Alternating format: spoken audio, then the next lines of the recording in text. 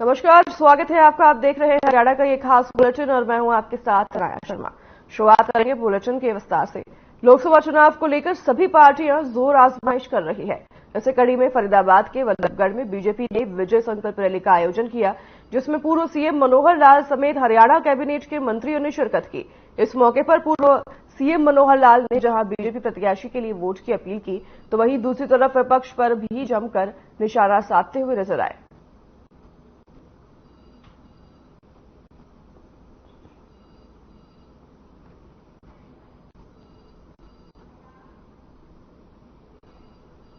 तो वहीं वित्त मंत्री जेपी दलाल ने पूर्व मुख्यमंत्री भूपेंद्र सिंह हुड्डा पर जमकर निशाना साधा और उन्होंने इस दौरान कहा कि हुड्डा की 10 साल की सरकार से 1.5 गुना ज्यादा नौकरियां मेरिट के आधार पर बीजेपी सरकार में दी गई है।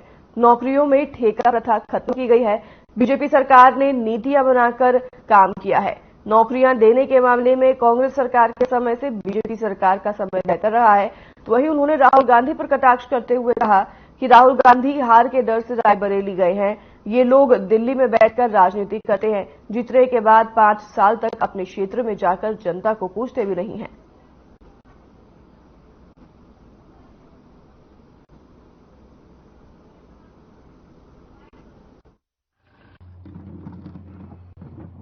देखिए, हमारी सरकार ने हुड्डा साहब की 10 साल की सरकार से 1.5 गुना ज्यादा नौकरियां मेरिट के आधार पर दी हैं। उसके अतिरिक्त जो एकदम जरूरत के हिसाब से हमको स्वरोजगार के माध्यम से भी लोगों को लगाते हैं, जो पहले ठेकेदार कर्मचारियों का शोषण करते थे, उनके पीएफ वगैरह भी नहीं जमा कराते थे, उससे उनको छुटकारा मिला है। नीतियां बना के हमने काम किया है और नौकरी देने में भारतीय जनता पार्टी की सरकार का समय जो है वो कांग्रेस के टाइम से ज्यादा बेहतर है।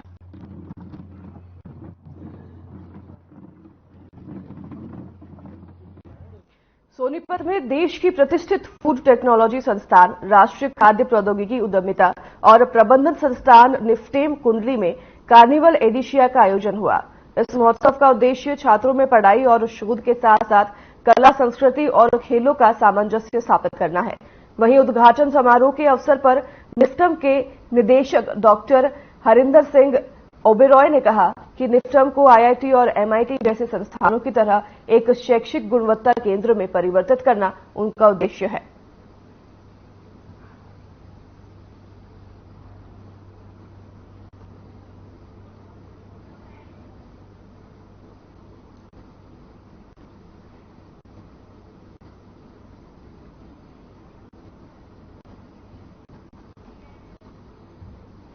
टीएमसी विधायक के हिंदुओं पर दिए गए बयान को लेकर पूर्व गृह मंत्री अनिल विज का बयान सामने आया है। उन्होंने पलटवार करते हुए पूरे इंडिया गठबंधन को लपेटा और कहा कि ये गठबंधन इस तरह की बातें कर देश का अमन चैन खराब करना चाहते हैं। तो वहीं कांग्रेस नेता जयराम रमेश के हम 50% आरक्षण की इस सीमा को बढ़ाएंगे। तो वहीं इस बयान पर अनिल विज ने तंज कसते हुए कहा कि क्या 20 से 25 लोगों के साथ लोकसभा में कोई प्रस्ताव पास किया जा सकता है? इससे ज्यादा इनकी सीटें आनी नहीं है। इसके साथ ही अनिल विज ने पूरे विपक्ष को जमकर आड़े हाथों लिया।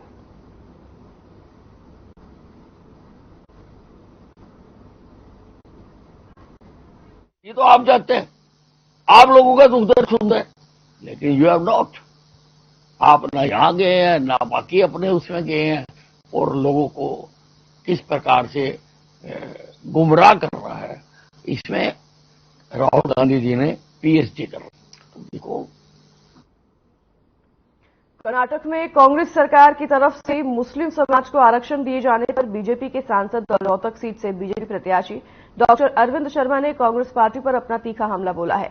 उन्होंने कहा है कि कांग्रेस ने कर्नाटक में मुस्लिम समाज को 4% आरक्षण देकर ये साबित कर दिया है कि वो मुस्लिम समाज के पक्षधर हैं और किसी अन्य समुदाय का उनके साथ कोई ताल्लुक नहीं है।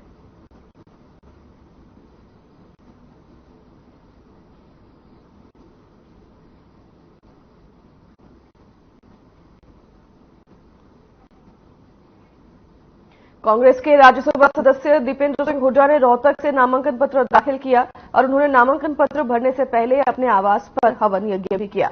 और अपनी पत्नी के संग हवन यज्ञ में आहुति डाली। आपको बता दें कि हवन के दौरान हुड्डा परिवार सहित सैकड़ों की संख्या में आमजन और कार्यकर्ता मौजूद रहे।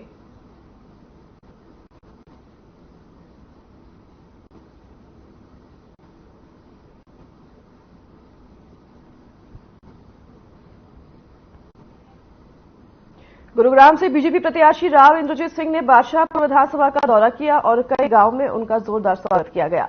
वहीं इस मौके पर उन्होंने कहा कि गुरुग्राम के लोगों को पिछले 10 सालों में कई बड़ी सौगात मिली है, जिसमें दिल्ली मुंबई एक्सप्रेसवे, द्वारका एक्सप्रेसवे और सोहना एलिवेटेड रोड शामिल है। इस मौके पर राव इंद्रजीत सिंह ने कहा कि आने वाले दिनों में लोगों को कई बड़ी और सौगातें मिलने वाली है, जिसमें 2.5 साल के अंदर जो हमने समय सीमा रखी है उसमें गुरुग्राम में जल्द ही मेट्रो दौड़ेगी।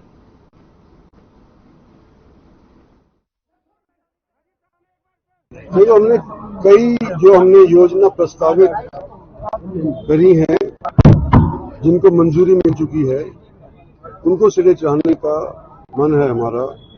और उसके अंदर सबसे पहले तो मैं जिक्र करता हूं गुड़गांव का मेट्रो स्टेशन जो का विस्तार हुआ है, मेट्रो लाइन का जो विस्तार हुआ है 5,500 करोड़ का, तो 2-2.5 साल के अंदर हम चाहते हैं कि मेट्रो ओल्ड गुड़गांव के अंदर भी चल जाए। दूसरा हमारा प्रस्ताव ये रहा है कि केएमपी के साथ साथ ऑर्बिटल रेल कॉरिडोर जिसके ऊपर काम शुरू हो गया है 5,600। दूसरा ऑर्बिटल रेल कॉरिडोर का मैं जिक्र कर रहा था जो केएमपी के साथ साथ होगा 5,600 करोड़ रुपए इसके ऊपर खर्च होंगे और ये केएमपी के साथ साथ घूमेगा और इसके अंदर नई जमीन कोई अधिगत नहीं करी जाएगी। तो मोटी मोटी 2 चीजें तो यही हैं। एम्स का निर्माण भी है, बाकी जो हमारे हाईवेज हैं जो अभी पूरे नहीं हुए हैं, मुंबई जैसे एक्सप्रेसवे वाला 2 साल आगे करना है, ये सारी चीजें प्रस्तावित हैं और आने वाले समय के अंदर हम मेवात के अंदर भी एक रेलगाड़ी दौड़ाना चाहते हैं। जेजेपी पार्टी से नाराज पार्टी के वरिष्ठ नेता एवं पूर्व में कांग्रेस पार्टी के प्रत्याशी रहे राजवीर संधू ने नारनौद कस्बे में अपने समर्थकों के साथ जेजेपी पार्टी को अलविदा कह दिया है। जल्द ही जनसभा करके बड़ा फैसला लेने की घोषणा की गई है। तो आपको बता दें कि राजवीर संधू ने 2009 में बरवाला हल्के के निर्दलीय चुनाव लड़े थे और 2014 में नारनौद हल्के से कांग्रेस पार्टी की टिकट पर चुनाव लड़ चुके हैं। उसके बाद जेजेपी पार्टी में शामिल हो गए थे।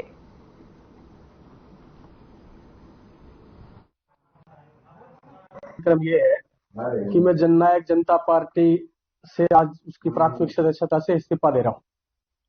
जननायक जनता पार्टी का जो आधार है वो चौधरी देवलाल की नीतियों पे है, लेकिन जिस भी नीति को चौधरी देवलाल फॉलो करते थे जननायक जनता पार्टी के नेताओं ने उनको बिल्कुल भी फॉलो करने का काम नहीं किया।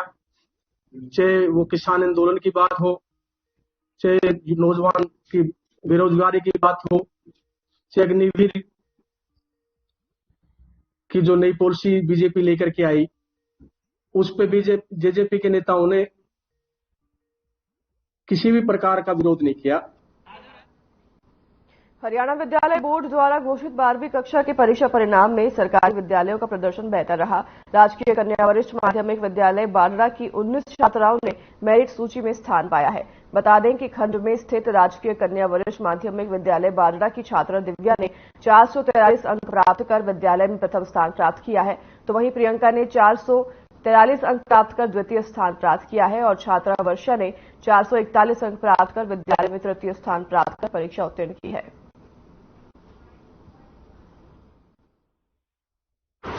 नमस्कार, इस वक्त हैं हम राजकीय कन्या वरिष्ठ माध्यमिक विद्यालय बाडरा में और हमें इस साल के जो बोर्ड की परीक्षा परिणाम 12वीं का आया है वो बेहतरीन इस विद्यालय का आया है। तो इस पर हम अधिक चर्चा करेंगे यहाँ के प्राचार्य कर्ण सिंह जी से। कर्ण सिंह जी नमस्कार। नमस्कार जी, विनोद कुमार जी। तो ये आप बताइए कि कितने आपके पास छात्र थे और कैसा रिजल्ट रहा है? हमारे पास कुल 90 छात्राओं ने पेपर में उत्तीर्ण हुई हैं और उनमें से 19 छात्राओं ने मेरिट हासिल की है, तो जिससे हम अति प्रसन्न हैं और हम आगे भी इसी प्रकार से सभी स्टाफ सदस्य मिलकर एक इकाई के रूप में कार्य करते रहेंगे और आगे भी इससे अच्छा परिणाम लाने का हम प्रयास करते रहेंगे। तो क्या मानना है कि आप किस प्रकार जो 90 विद्यार्थी छात्राएं आपके स्कूल में हैं, ऐसी क्या सुविधाएं हैं कि अधिकतर छात्राएं इतनी बड़ी संख्या में यहाँ शिक्षा ग्रहण कर रही हैं? देखिए, आज के समय को देखते हुए राजकीय कन्या वरिष्ठ माध्यमिक विद्यालय सरकार द्वारा अच्छी सुविधाएं उपलब्ध की जा रही हैं। ये अपने क्षेत्र का एक जाना माना विद्यालय है, तो जिसमें लगभग आसपास के विद्यालयों से अगर तुलना करें तो सबसे अधिक छात्राएं यहाँ उपस्थित हैं। और इसमें आने के पीछे सरकार द्वारा अनेक प्रकार की सुविधाएं दी जा रही हैं, जिसमें सबसे मुख्य तो यही है कि विद्यालय में बहुत ही शिक्षित और अनुभवी स्टाफ है। विद्यालय के अंदर सभी संकाय का जो स्टाफ है वो पूर्ण है। कला संकाय भी है विद्यालय में, आर्ट्स, विज्ञान और वाणिज्य संकाय भी है। और सरकार ने पिछले स्तर से नई और सुविधाएं भी जोड़ी, जिसमें सभी 9 से 12 के विद्यार्थियों को मुफ्त टैबलेट देकर ऑनलाइन क्लासेस की भी शुरुआत की है। हमारे विद्यालय के अंदर डिजिटल क्लासरूम, पुस्तकालय, सुसज्जित पुस्तकालय उपस्थित है, अच्छा कंप्यूटर रूम है, कंप्यूटर लैब उपस्थित है, जिससे विद्यार्थी कंप्यूटर की भी शिक्षा ग्रहण कर सकते हैं। और इसके साथ साथ खेल का मैदान है। 1 से 8 तक के जो विद्यार्थी हैं उनको निःशुल्क शिक्षा दी जाती है, जिसमें पुस्तकें, ड्रेस और अन्य सुविधाएं भी उनको शामिल हैं। बाहर से आने वाले बच्चों को जो 2 किलोमीटर से अधिक से दूरी से आते हैं, उन बच्चों को सरकार साइकिल सुविधा भी मुहैया करवाती है। इसी प्रकार जो कमजोर बच्चे रहते हैं हमारे विद्यालय के अंदर, अगर किसी विषय में या किसी टॉपिक में वो कमजोर रहते हैं, तो हमारे विद्यालय का स्टाफ एक्स्ट्रा कक्षाएं लेकर भी उनको बराबर लेके आने का प्रयास करता है। समय समय पर विद्यालय के अंदर स्वास्थ्य जांच भी होती रहती है और विद्यालय के अंदर इसी प्रकार अनेक सभी जो अन्य विद्यालयों में सुविधाएं नहीं है वो हमारे विद्यालय में उपलब्ध है। जैसे आपने बताया कि अन्य विद्यालयों में तो आज प्राइवेट स्कूलों की बहुत होड़ लगी हुई है, बड़े बड़े स्कूल खड़े कर रखे हैं, अभिभावक भी चाहते हैं कि मेरा बच्चा प्राइवेट स्कूल में जा। इसके बावजूद आप ये दावा कैसे करते हैं कि हम प्राइवेट स्कूल से भी बेहतर शिक्षा दे रहे हैं? देखिए, हम जो हमारे पास विद्यार्थी आ रहे हैं और जो नहीं आ रहे हैं, हम उनसे भी आग्रह करते हैं कि आप प्राइवेट जो हैं वहां अगर आपकी जेब अलाउ नहीं कर रही है और किसी भी कारण से वहां आप न लूटें, आप हमारे पास आएं। जो विद्यार्थी आ रहे हैं हम उनको निरंतर रिमीडियल क्लासेस के द्वारा, ऑनलाइन क्लासेस के द्वारा और डिजिटल बोर्ड के माध्यम से अच्छी तैयारी करवा रहे हैं, तो जिससे हमें लगता है कि हम अन्य विद्यालयों की तुलना में बेहतर परिणाम दे रहे हैं। तो ये थे हमारे साथ राजकीय कन्या वरिष्ठ माध्यमिक विद्यालय के प्राचार्य श्री कर्ण सिंह जी, और इन्होंने बताया कि 90 छात्राओं में से 19 छात्राओं ने मेरिट में स्थान हासिल किया है और परीक्षा परिणाम बहुत ही इनका शानदार रहा है, पीछे भी शानदार रहा था।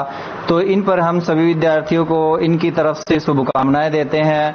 कैमरामैन के साथ मैं विनोद, हर खबर हरियाणा से। मैं फर्स्ट आने पर बहुत खुशी महसूस कर रही हूँ और फर्स्ट इसीलिए आई हूँ क्योंकि मुझे बहुत अच्छे टीचर भी उपलब्ध थे, टीचर्स ने बहुत अच्छा पढ़ाया, इसलिए मैं फर्स्ट आने के लिए योग्य हुई हूँ। सर, मैं कॉमर्स से पढ़ी हूँ तो मैं आगे सीए करना चाहती हूँ, सीए बनना चाहती हूँ। People and people